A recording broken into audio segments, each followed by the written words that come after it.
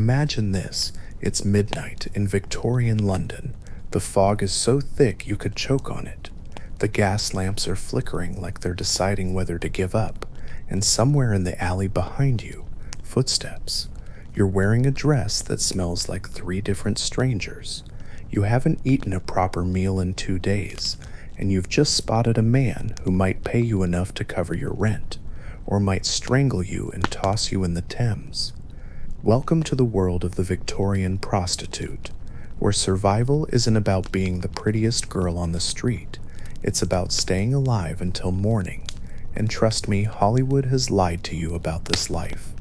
So dim the lights, pull that blanket a little tighter, and let's walk you through a day and night in her shoes. Spoiler, you won't last. Morning, if you can call it that, slinks in through the cracks of the wooden shutters like a guilty thief. The room is small, windowless, and smells like a blend of damp straw, last night's gin, and the kind of mildew that could probably vote by now. She's curled up on a thin mattress, knees pulled to her chest. Somewhere in the corner, a rat the size of a Cornish pasty is gnawing on something that hopefully isn't part of the bedding. No alarm clock, just the sound of carriage wheels rattling outside, boots slapping against cobblestones, and a street vendor bellowing about oysters. Fun fact, in Victorian London, oysters were dirt cheap, which tells you everything you need to know about the Thames water quality. She sits up slowly, head pounding from the gin she swore she wouldn't drink last night, and reaches for the jug of water on the floor. It's frozen over. Winter in London, nature's way of telling you to get even more miserable. Her dress is lying in a heap near the bed. It used to be navy blue, but now it's more like indecisive mud. The hem is torn, the bodice stretched thin, and she shakes it out to watch the dust catch in the weak light. Hair is pinned up with whatever wire she found last week. Makeup, a smudge of soot to darken her eyebrows. Eat your heart out, Sephora. Before she can step out, there's the inevitable bang bang bang at the door. Rent, bellows the landlady. Rent is overdue. It's always overdue. Later, she says quickly, and shuts the door before the landlady can argue. Later, in this business, doesn't mean after lunch. It means after I've survived the day and found enough coins to keep you off my back. Outside, the city swallows her whole. The air is thick with coal smoke, horse manure, fried fish, and cheap perfume. The cobblestones are slick from last night's rain. Every step is a gamble between keeping balance and keeping your dignity. People glance at her the way they might glance at a stray dog, quickly, then away, except for the men whose eyes linger just long enough to make her skin crawl. And you, yes, you might be thinking, why doesn't she just get another job? Because there aren't any. At least not for someone with no respectable references, no savings, and a reputation already hanging around her neck like a millstone. Laundry work pays pennies. Domestic service demands purity. Factory work chews through bodies faster than it chews through cotton. This isn't glamour. This is survival. She turns into a narrow lane, passing a gin shop already doing business despite the hour. 2 men stumble out laughing, one with blood on his lip. The smell of stale alcohol hits her like a wall. A constable stands nearby, watching her closely. The contagious diseases acts mean he can pull her in for an invasive examination on suspicion alone, and suspicion here just means existing. She spots another girl from her lodging house leaning against a lamppost. They nod to each other, not smiles. Smiles are for customers. By midday, she's made a few coins, enough for a hot roll and a cup of tea. She leans against a shop wall, steam curling into her face. Warmth is rare, so she savors it. And then she sees him, well-dressed, clean, a man who doesn't belong in this street, but clearly has business here. He glances at her, just long enough to let her know it's an invitation. He turns into a quieter lane. Without hesitation, she follows. The quieter lane is almost silent, except for the occasional drip of water from an overhanging gutter. The man's footsteps are steady, unhurried, and she keeps hers the same. Too eager, and he'll smell desperation. Too slow, and he might change his mind. He stops under a gas lamp, its glow barely pushing back the fog. "You working?" he says, voice low, eyes scanning her from boots to bonnet. She nods. No need for flowery conversation. This is business, not courtship. And here's where you might imagine some romantic tension brewing. Wrong. This is a transaction wrapped in politeness, with just enough charm to keep the deal smooth. Think less Pride and Prejudice, more pawn shop negotiation. They haggle briefly.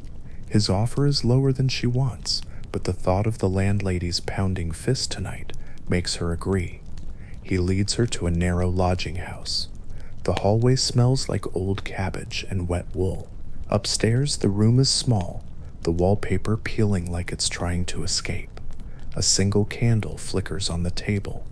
It's quick, mechanical, no tenderness, no whispered sweet nothings.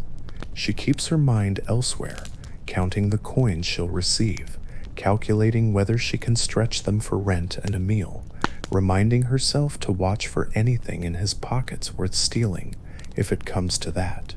When it's over, he dresses without looking at her. She holds out her hand. He drops the coins into it, heavier than expected. She doesn't ask why. He leaves, and the room is silent except for the faint hiss of the candle. She straightens her dress, smooths her hair, and breathes out. One job done, a dozen more needed. Outside, the fog has thickened. She walks quickly, clutching her shawl tight. The streets at this hour are a different beast. Darker, quieter, but more dangerous. The men who linger now aren't just looking for company. Some are looking for trouble. And here's a fun fact for you. In Victorian London, the police didn't care much about trouble if it happened to a woman like her. The city had bigger concerns, like keeping the gin shops open and making sure the rich didn't have to see the poor unless they paid for the privilege. She passes two young men in hats tilted low. One whistles, the other mutters something crude. She doesn't slow down. You learn quickly. Stopping invites more. Back at the gin shop corner, she spots another potential customer. This one's drunk enough to sway in place. She hesitates. Drunk means easier, but it also means unpredictable. Rent looms in her mind. She steps toward him. The drunk man is laughing at nothing in particular. His coat is threadbare, his breath sharp with gin. They speak briefly, a price, an agreement, and she leads him down a side alley. Halfway in, his laughter stops. His hand clamps around her wrist, grip iron hard. "Thought you could rob me?" He growls. Her pulse spikes. She didn't even try to rob him. Not yet, anyway. "No," she says quickly. He shoves her against the wall. The bricks are cold and damp through her dress. She twists, kicking out, and manages to land a knee in his thigh. It's enough. He curses, stumbles, and she bolts. She doesn't stop running until she's 2 streets away. Her breath clouds in the cold air, her chest burning. This isn't unusual. Every girl she knows has a story like this, or worse. Jack the Ripper wasn't the first, and he wouldn't have been the last. Men like him, and men less famous, but just as dangerous, stalked these streets every night.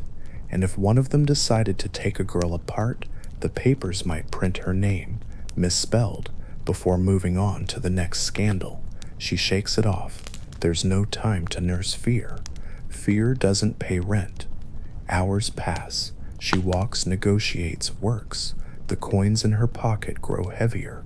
The cold gnaws at her fingers, her toes.